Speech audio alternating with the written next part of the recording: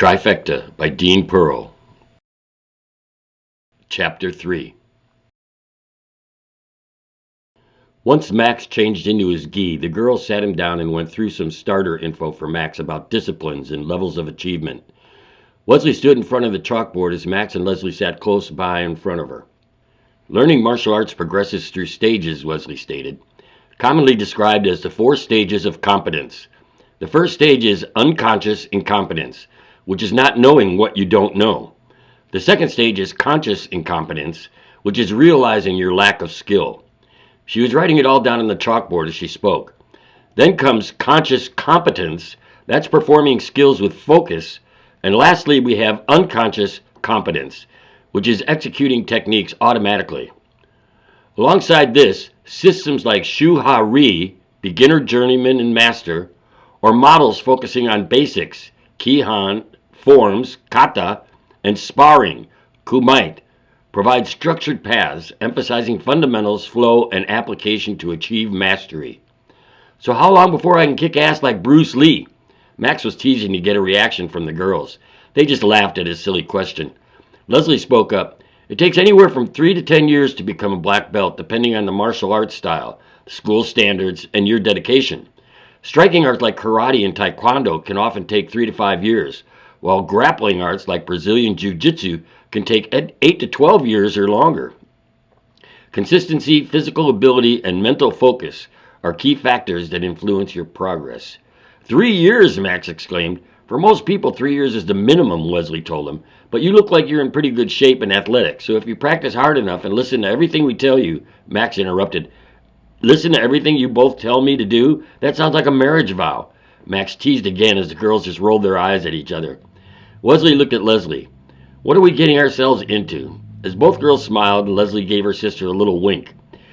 For the next hour, they took turns giving Max the thrashing of his life. Not hurting him, but effectively showing him that even a small girl almost half your size can be a devastating opponent when they have training and can stay focused. So have you had enough for today? Wesley asked.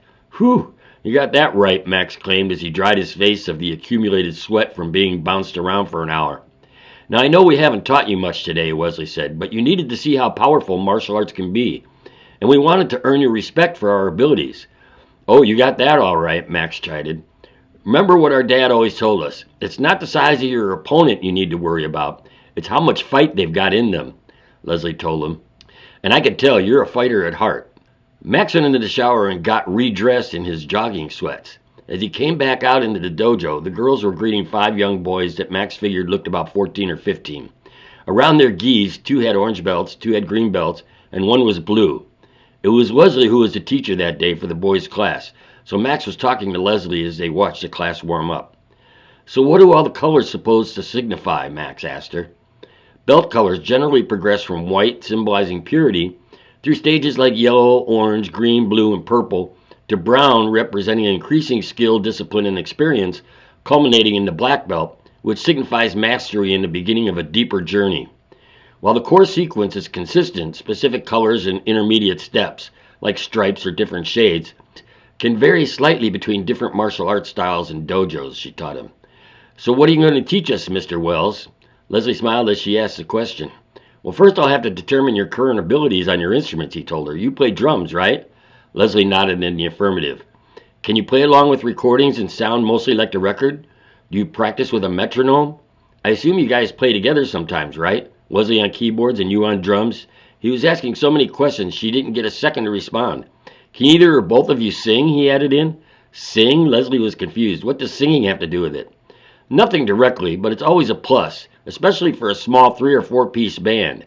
If the other musicians can help sing lead or harmonies, he added. Well, she explained, when we were little, we did sing in the children's choir in church. Max couldn't help but giggle a bit at her revelation. Come on, she pleaded. We were pretty good for kids. Wesley even had a solo once in one of our productions. I'm just teasing you, Max replied smoothly. I'll bet you 2 were adorable back then. It's great to see you've maintained that adorableness all these years. All these years? We're only 22, Leslie added, laughing. Well, Max surmised, I'm looking forward to working with you both as musicians and opponents in combat. Suddenly, Wesley called Leslie over. Honey, can you come and help me with this next set of exercises?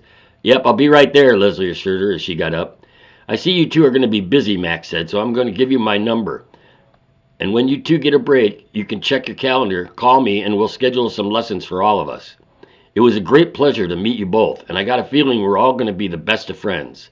Max smiled warmly. He waved and yelled a goodbye to Wesley as he headed out the door to go home, and she waved back.